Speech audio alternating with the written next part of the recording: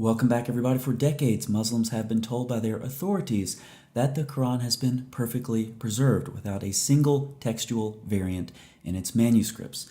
The number of Muslims, however, who believe this lie is declining since evidence to the contrary has arisen. Much evidence has come to light on this issue in recent decades, and much of it is easily available to the public. As such, many Muslims simply abandon this theory of miraculous preservation of the text of the Quran and resort to the second option, that the Quran has been perfectly preserved through memorization and oral recitation. However, this theory has some problems. Number one is the trust issue. Muslims have told us over and over and over and over and over and over and over again that the Quran has been miraculously preserved, not a single variant in its manuscripts.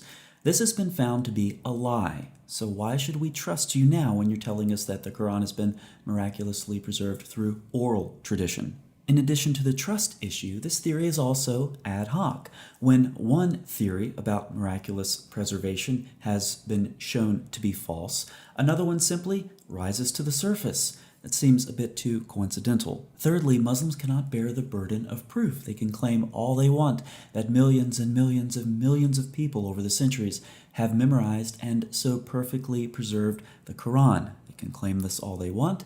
They can believe it all they want, but they can't prove it. Number four, it fails to explain variants in the manuscripts themselves. Now, this can be unpacked in a couple of different ways. One of them is to look at the variants themselves and say, these don't look like variants that have arisen through a strong oral tradition of the Quran. So that's the first way, and that's what we're going to look at in this video. But there's also a second way to look at this.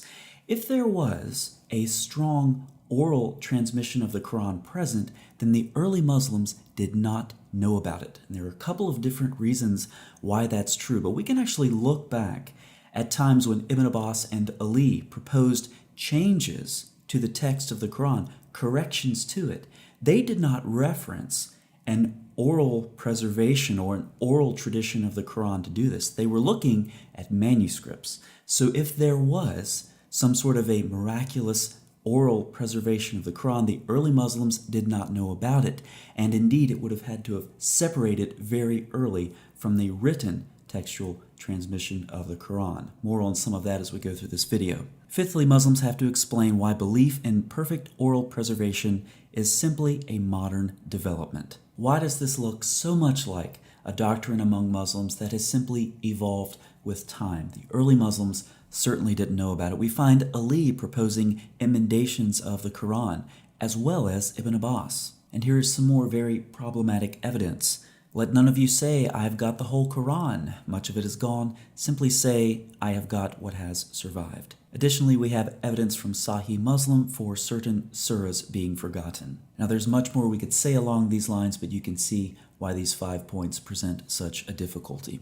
But there is another difficulty for Muslims, and this one is possibly the most significant for many. Lurking behind the sentiment that scholars proposing emendations of the Quranic manuscripts as an act of enormous hubris is a sensitivity to popular Islamic reverence for the Quran, and attendant claims that it is God's eternal speech, that its continuous oral transmission has prevented its textual corruption or modification. Such attitudes, while they accurately reflect what Muslim youth are taught at home or at the local mosque, do not hold up when examined in the light either of Western critical scholarship or of traditional Islamic scholarship on the Quran. Now let's get the opinions of some scholars who actually spend their time in Quranic manuscripts to see what they say about the nature of textual variants in the Quran. Daniel Brubaker says the scribes looked at an existing copy in order to make a new copy, rather than either writing from memory or writing from hearing a recitation.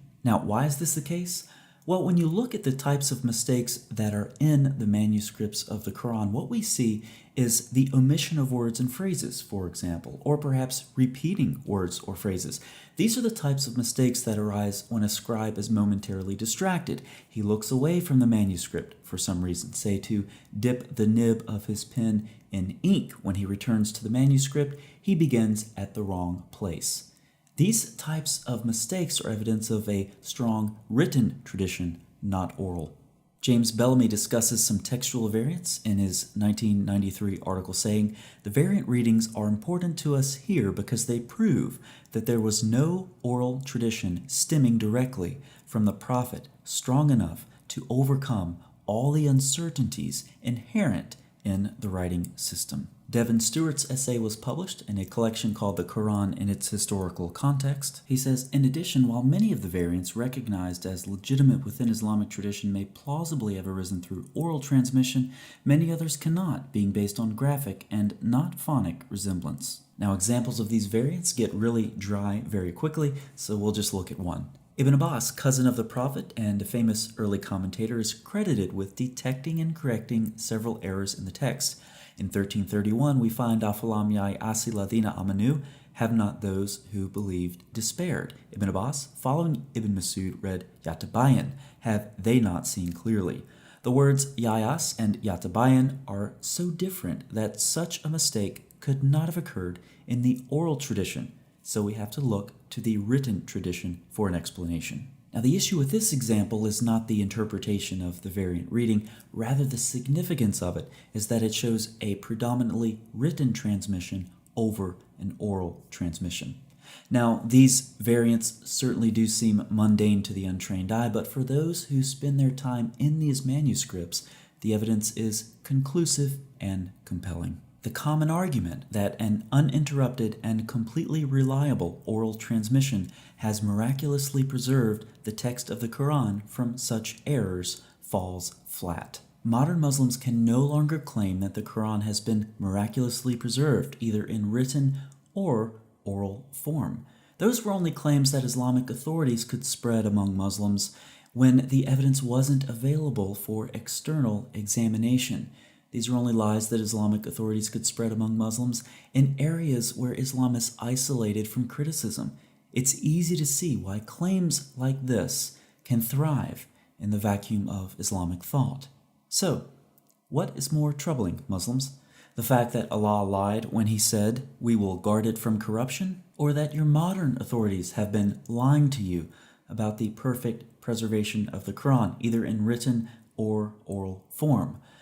With the claims about miraculous oral or written preservation of the Quran now falling flat, what's your next move, Muslims? Are you going to think of a third excuse, or are you going to take a more critical look at your religion? Thanks for watching.